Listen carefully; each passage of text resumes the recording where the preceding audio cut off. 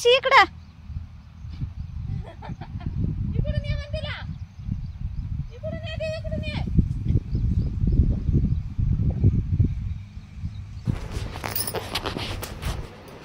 रामकृष्ण हरी मंडळी, श्री स्वामी समर्थ. तर आज आम्ही घरातलं सगळं कामावरून निघालो होतो शेताला. आज आम्हाला शेतात जाऊन जेवण करायचं होतं. आता जे लोक कामाला जातात शेताला त्यांचं जेवण व्यवस्थित होतच नाही हे मला पण माहीत आहे, पण आमची पण खूप दिवसाची इच्छा होती की शेतात आम्ही न कामाला जाता फक्त जेवण करायला जावं. मला चांगलंच आठवतं जेव्हा आम्ही शेतात कामं करायला जायचो तेव्हा आम्ही सगळ्याजणी असं ठरवायचो की आपण एक दिवस फक्त जेवायला घेऊन येऊ, मस्त जेवण करू आणि मस्त झोपू. कारण शेतामध्ये जेवण पण छान जाते आणि झोप पण छान येते. पण खरं तर जे काम करतात त्यांना असं शेतात जेवायला घेऊन जाणं झोपणं कधीच शक्य होत नाही बरं का. आता आम्ही रिकामच होतो तर म्हणलं चला आपण तरी जेवायला घेऊन जावं. तर इकडं आकूनी बाजरीची भाकरी, चटणी, लोणचं, मेथीची भाजी वगैरे सगळं घेऊन आली होती. आणि शेतात कसं मोकळं वाटते आणि मला तर पहिल्यापासून शेतात जेवायला आवडते. आता पण मी गावाला गेले की असं ताट घेते, शिळी भाकरी, ठेसा वगैरे घेते, तांब्यावरून पाणी घेते आणि असं लांब झाडाखाली जाऊन बसत असते. पण एवढे की आता मला कोणी एकटीला जेवण करू देत नाही, कोणी ना कोणी येऊन बसते. तर तसंच आज पण सोबतीला आमची अक्काबाई होती आणि इकडं देव पण होती. आता देवचं असं आहे की नजर चुकली की माती खाल्ली समजायचं, तर तिच्याकडे चांगलं लक्ष द्यावं लागत होतं. तर मला आज पण काही व्यवस्थित जेवायला भेटणार नव्हतं, पण असं खूपच छान वाटत होतं शेतात जेवायला. तर आम्ही कशाची भाजी घेत आहे? तांदूळ तूच केली ना? पुन्हा काय आणलंय सांग बरं. भाकर, बाजरीची भाकर आणली आहे, पुन्हा टमाटे चिरून आणले. देऊ तू अभ्यास करायला आली ना? बघू दे देऊ अभ्यास करायला आली. हे बघ देऊ बॅग आणली. वातावरण बघा किती छान झालंय. शेतात खरंच जेवण जास्त जाते बरं का, घरी नाही जात. आम्ही लोणच्याच्या 3-4 पोळी आणल्या होत्या, संपून गेल्या. तिला म्हणलं होतं आधो घरात आण म्हणून.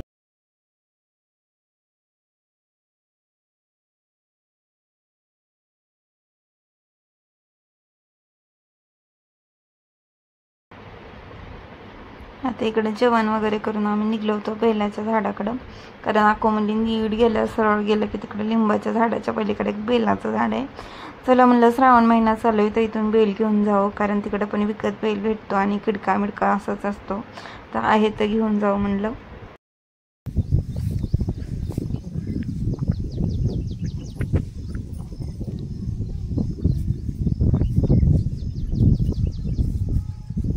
काय करते ग? बघा आमच्या इथे बेलाचं झाड आहे किती मोठं.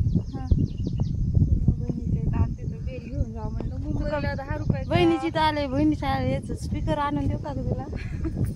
अगं म्हणजे आमच्या घरी तिथं नाही ना बेल भेटत. तिथं काय होतं बेल मंदिरात कधी कधी तर वाहिल्याला बेल देतात विकायला, तुला माहित नाही. हा बघितलंय असं डोल लेकरं काय करतात, किती वर्ष बेल टाकून दिलेला घेऊन येतात आणि ते करत असतात.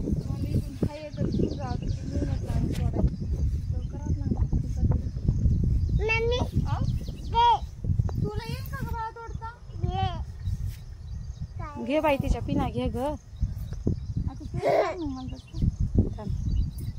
तुझे व्हिडिओ होऊ दे ना बाई आधी. हो ग लोक पण कसं करतात काय की बाई.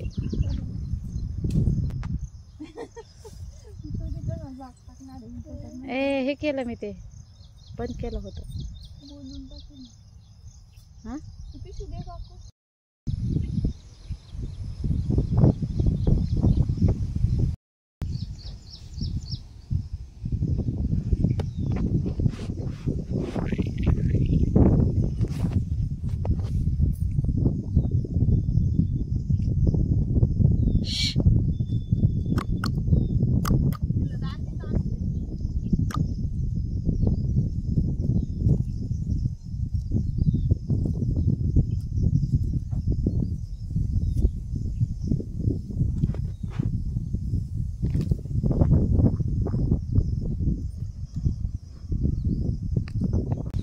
काही जेवढे घरात तेवढं खायचं नाही का, किडका वगैरे नाही चालत ना देवाला, म्हणून तर इथून नेली अगं ना मुंबईला. 20 रुपयाला 4-5 देतात, त्याच्यात अर्ध्याचं नाही. देऊ काय करायली, देऊ काय करते बाळा तू, आ काय कर, तिथंच थांब, इथं खूप काटे आहेत. हे बघ, हे काटे बघ कसे काटे आहेत. बेला झाड खूप मोठे बरं का. हे बघ खूप छान आहे. ताईला गजरा खूप छान दिसायला आहे ना.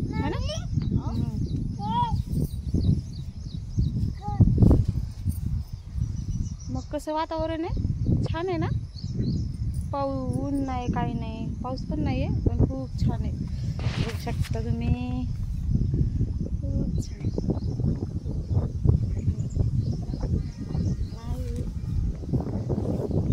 मला पण घ्यायचं आहे ग थोडा, मला तोडू लागते. थांब, हिला बेल तोडू लागायचं आहे.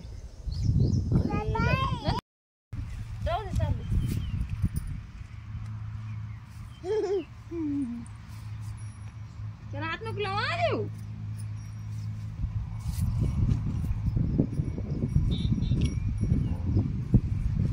बघावं लागत नाही तर.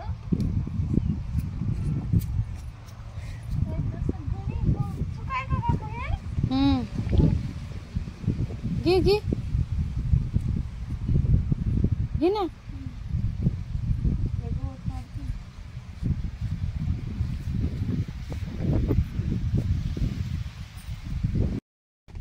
एवढंच एक पालकाची भाजी होती माझी, चुकान पालक केलं.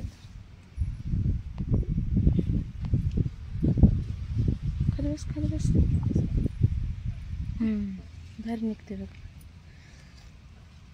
थांबा मी दुसरा. इकडे बेल वगैरे तोडून आल्यानंतर, आम्ही जेवण वगैरे करून आल्यानंतर मी घराजवळ असं थोडा भाजीपाला लावलेला होता. थोडं सगळं भाजीपाला घेतला, आणि कारण मला जायचं होतं आज मुंबईला, तर सगळा गोळा केला थोडा घेऊन जाण्यासाठी. आणि तुम्हाला आमचा हा ब्लॉग कसा वाटला नक्की मला कमेंट करून सांगा.